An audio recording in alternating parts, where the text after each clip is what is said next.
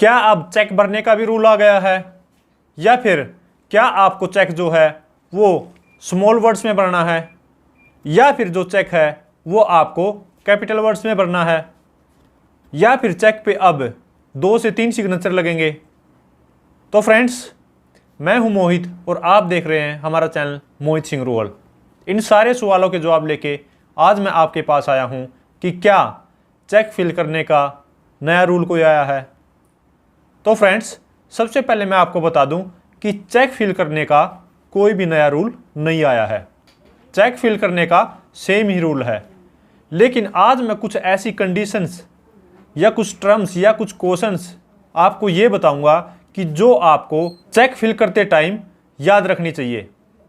जिसमें सबसे पहले आती है, सबसे पहले तो मैं आपको बता दूं कि जो भी चेक है, किसी भी बैंक का वो चेक है, तो उसमें जो भी कॉलम है हर बैंक में वही होते हैं। उसके अलावा ये नहीं है कि एसबीआई में कोई अलग से कॉलम बने हैं, या फिर पंजाब नेशनल बैंक में कोई अलग से कॉलम बने हैं, या फिर एचडीएफसी में कोई अलग कॉलम बने हैं। अगर आपको एक चेक फिल करना आ गया अच्छे से ढंग से, अगर आपको एक चेक फिल करना आता है तो आप किसी भी बैंक का चेक फिल कर सकते हैं। और कल को आपको कोई भी परेशानी, कोई भी दिक्कत चेक क्लियरेंस कराने में, या फिर चेक लगाने में, या फिर फर्दर कोई डिस्प्यूट होने में कोई भी आपको दिक्कत नहीं आने वाली है। सो फ्रेंड्स, अगर आपके पास किसी भी बैंक का चेक है या आप खुद किसी को चेक दे रहे हैं, तो सबसे पहले आपने उस बैंक के चेक पे क्या करना है, वो 2 लाइनें लगानी है। किस side? Left side. Left side जो चेक के आपने क्रॉस 2 लाइनें लगा के उसमें लिखना है AC पेई, अकाउंट पेई। अब ये क्या चीज़ है? ये एक सिक्योर सिस्टम है कि कल को आपका जो चेक है वो मिसयूज नहीं होगा। किस तरीके से? उससे कोई कैश नहीं निकलवा सकता, वो सिर्फ उस पर्सन के अकाउंट में डिपॉजिट होएगा। AC अकाउंट पेई, अकाउंट में पे करने हैं, इसका मतलब ये है। तो ये जो है ये बैंक की गाइडलाइन है और ये हमें फॉलो करनी चाहिए। तो AC पेई जरूर लिखना आपने सबसे पहले। अब हम बात कर लेते हैं कि पेन कौन सा यूज करें। पेन मोस्टली जो आपको यूज करने चाहिए वो 2 पेन यूज करने चाहिए। फर्स्ट है ब्लू या फिर ब्लैक। रेड को अवॉइड करें। जो भी और पेन बच गए उनको हमने अवॉइड करना है। ब्लू भी ले सकते हैं और आप जो ब्लैक पेन भी ले सकते हैं, लेकिन एक चीज का ध्यान रखें कि जेल पेन ना हो, वो बाल पेन हो। तो बाल पेन से ही आपने जो है वो चेक को फिल करना है, क्योंकि जेल से क्या होता है कि वो इंक कई बार क्या होती है वो सर्कुलेट हो जाती है और जो चेक खराब होने के चांसेस बढ़ जाते हैं। तो अब सबसे पहले जो राइट साइड में चेक क्या आता है वो आता है डेट। डेट कॉलम किस तरीके से भरना आपने? सबसे पहले उसमें आएगी डेट, जो आज की डेट है, जो भी जिस डेट को आपने वो चेक लगाना है। डेट भी अगर 7वां महीना है या फिर 5th है महीना, तो उसमें आपने 05,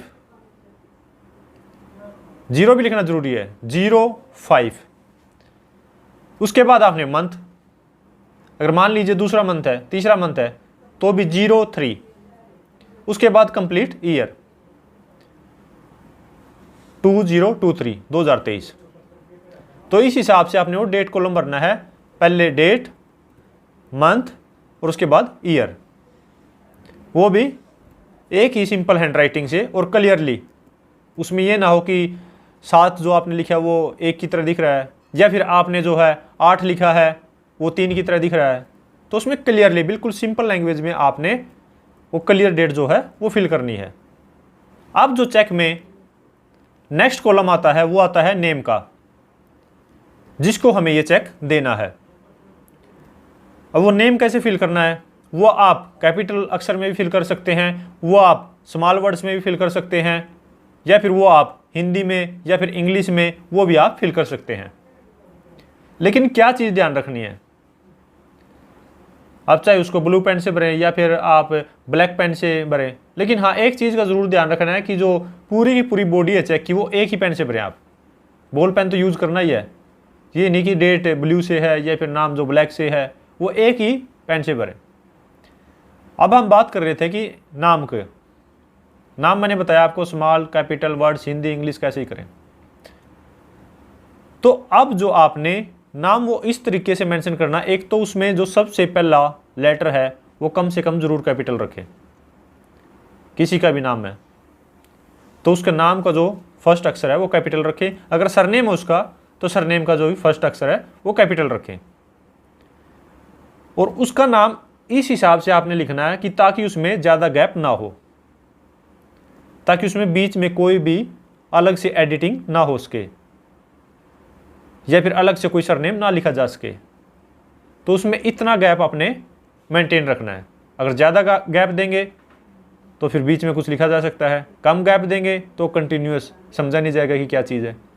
तो इस हिसाब से आपने गैप जो है वो मेंटेन करना है। और नाम लिखने के बाद आपने क्रॉस लाइन बिल्कुल लगा देनी है। नाम लिखने के बाद आपने क्रॉस लाइन लगा देनी है, वो इसलिए ताकि कोई ऐड ना हो सके उसमें चीज़। अब नेक्स्ट कॉलम आता है अमाउंट का। अमाउंट भी आप इंग्लिश में भी भर सकते हैं और हिंदी में भी भर सकते हैं। अब अमाउंट का भी वही रूल है जो मैंने आपको बताया नेम का। जो फर्स्ट लेटर है वो कम से कम कैपिटल रखे। जैसे 1 है, ओ जो है आपने वो कैपिटल रखना है। 1 लाख रुपीज़, एल है वो कैपिटल रखना है। रुपीज़ का आर कैपिटल रखना है। ये सिंपल इस तरीके से जो है इजीली उस चेक को समझा जा सकता है। अब आपने लिख दिया 1 लाख रुपीज़ और इसी हिसाब से आपने गैप वो मेंटेन करना है कि ताकि उसमें भी कोई एडिशनल ट्रेशन ना हो सके। मान लीजिए आपने जो 1 है वो बिल्कुल बीच से शुरू किया है, तो उस सिचुएशन में क्या होता है कि मान लो अगले पर्सन ने जो है वो उसके आगे 20 लिख दिया, 21 लाख रुपीज़ हो गया, 20 लाख का फर्क पड़ गया। तो आपने बिल्कुल स्टार्टिंग से 1 फिर प्रॉपर थोड़ा सा गैप 1 लाख रुपीज़। ज़्यादा गैप देंगे तो भी उसमें एडिशन हो सकती है। और जैसे ही आपने अमाउंट लिखना उसके बाद भी ऐसे जैसे नाम लिखा था उसके बाद क्रॉस लाइन लगा देनी है ताकि उसमें कोई उसके बाद ऐड ना हो सके। इसके लिए आप लिख सकते हैं 1 लाख रुपीज़ ओनली। ओनली भी ज़रूरी है, इसे आगे जो एडिशन वगैरह में वो प्रॉब्लम होगी, कोई एडिशन नहीं कर पाएगा, आपका चेक जो है वो मिसयूज नहीं हो पाएगा। अब हम बात कर लेते हैं नंबर्स की। नंबर्स अमाउंट की। जो अमाउंट हम नंबर्स में भरते हैं, डिजिट में भरते हैं, तो वो भी हमने इसी फ्लो में लिखना है। जैसे 1 00 फिर 000 और उसके बाद आपने हाइफन या स्लैश लगा के और ऐसे कर देना है ताकि उसमें भी कोई एडिशनल ट्रेशन ना हो सके। तो शुरुआत भी ऐसे ही करनी है। 1 ये नहीं कि आपने बीच से शुरू कर देना, उसके आगे कोई 2 लिख देगा तो वो भी 1 लाख रुपीज़ हो जाएगा। अब हम बात कर लेते हैं सिग्नेचर की। सिग्नेचर आपने जो है वो प्रॉपर उसी जगह पे करने हैं जहाँ पे आपको चेक बताता है कि यहाँ पे करने हैं। चेक कहाँ बताता है आपको, वहाँ पे लिखा होता है प्लीज़ साइन अबव, तो वहीं पे जो आपने सिग्नेचर करने हैं प्लीज़ साइन अबव, उसके ऊपर आपने सिग्नेचर कर देने हैं। क्या सिग्नेचर 2-3 करने हैं, वो मैंडेटरी नहीं है। अगर आप एक ढंग से अच्छे से सिग्नेचर करते हैं तो वही सफिशियंट है। हाँ, ये चीज़ है कि अगर कल को ये लगता है कि इसके सिग्नेचर में दिक्कत है तो आप चेक की जो बैक साइड में 2 से 3 सिग्नेचर कर सकते हैं, सिर्फ वेरिफिकेशन के लिए कि ये उसी पर्सन ने जो है चेक इशू किया है। कई बार फ्लो में थोड़ा बहुत जो सिग्नेचर वो हिल जाते हैं, इसलिए उसको वेरीफाई करने के लिए अलग से 2 से 3 सिग्नेचर जो है चेक के बैक साइड में कर सकते हैं। वैसे 2 से 3 मैंडेटरी नहीं है।